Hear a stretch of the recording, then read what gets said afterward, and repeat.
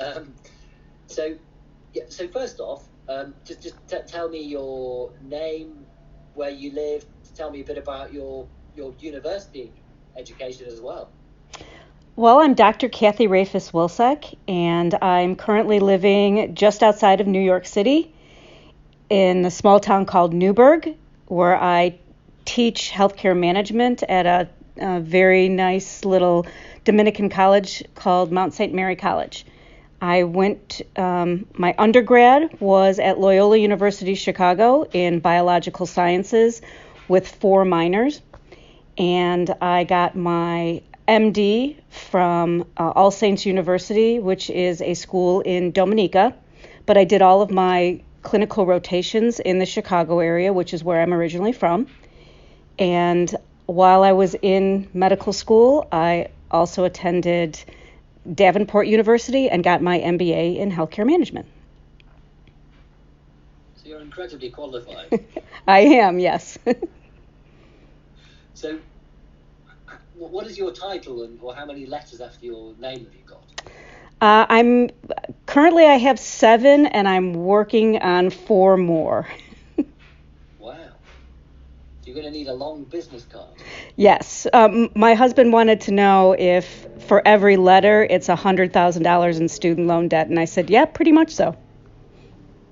Well, tell us about your debt then. How much have you racked up?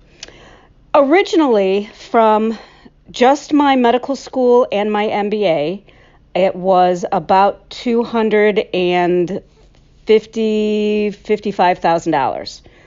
However, with the interest rates and the amount of money that you can actually pay on that kind of a debt when you are working in jobs paying under $50,000 annually, I've racked up about $870,000 total with interest. Wow. And how is it going, paying that back?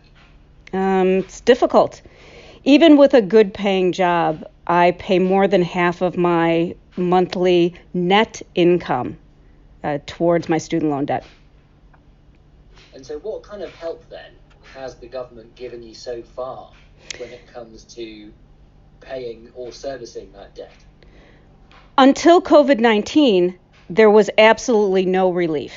It was, this is how much you owe. We're arbitrarily going to decide how much we want to charge you, and you have to pay that. And if you don't, we are going to send you the most obnoxious, threatening phone calls. And then we're going to call your family members and threaten them as well.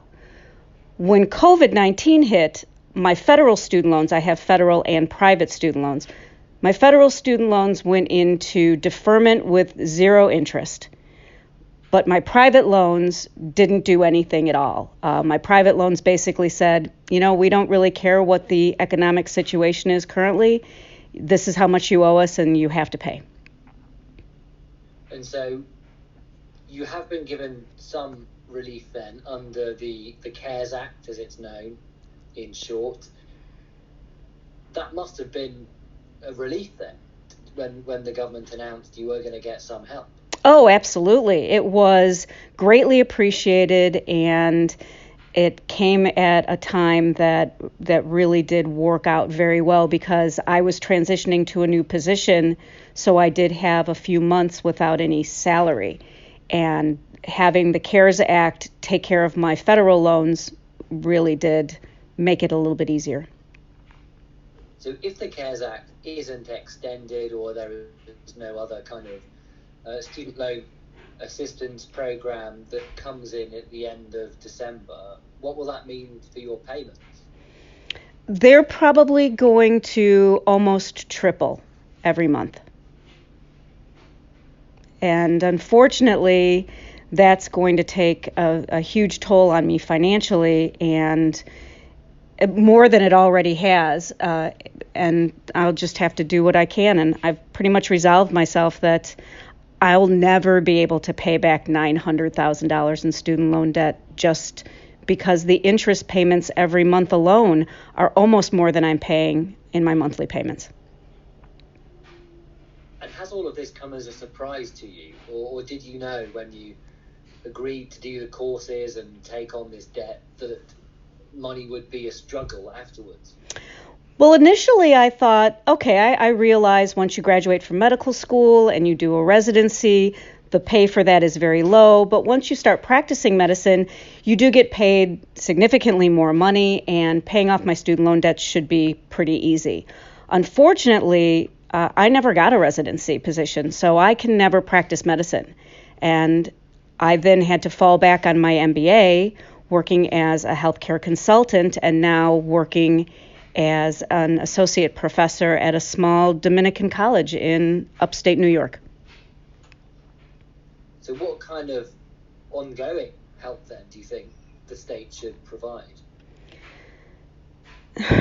You know, I think if we revamped the educational system overall, when it came to how much people are being charged, how much student loan debt we can accumulate, what kind of interest rates are being charged, because interest rates kill people. My student loan interest rates are at almost 13%. And that's just, in my opinion, highway robbery, but I had no other choice. The other thing is, I'm not alone in this situation where I didn't get a job in the medical field. There's thousands of stories like mine. And so I think that what we need to do here in the States is to realize that we have these untapped resources in these doctors without jobs, as we're called, and nobody's doing anything about that. Nobody's even addressing that because it's confusing. How can you possibly graduate from medical school and never be allowed to practice medicine? It's the only profession that's possible. And so, no, I didn't know any of this when I started this journey. Do you have any hope that a Biden administration, for example, may well decide to tackle either the long-term issue of how higher education is funded in the United States, or give somebody like you a bit of help, say perhaps by writing off a bit of your student loan?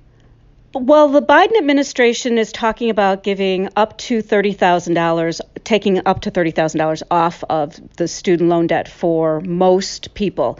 $30,000 is fantastic. For anybody who's just got an undergraduate degree, that would be great. You know, they'll probably still be left with some student loan debt, but for me, $30,000 is nice and appreciated, but it's never going to do anything for my total overall debt.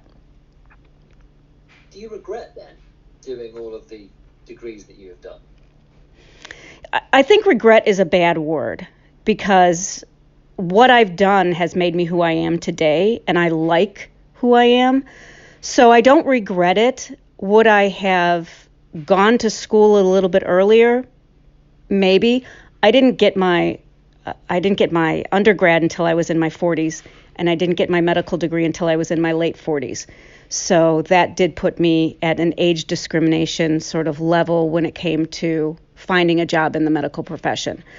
But unfortunately, I had a life situation that didn't allow me to do that. I had a child who, at the age of 6, was diagnosed with cancer, and I spent my time, dropped out of college in order to take care of her.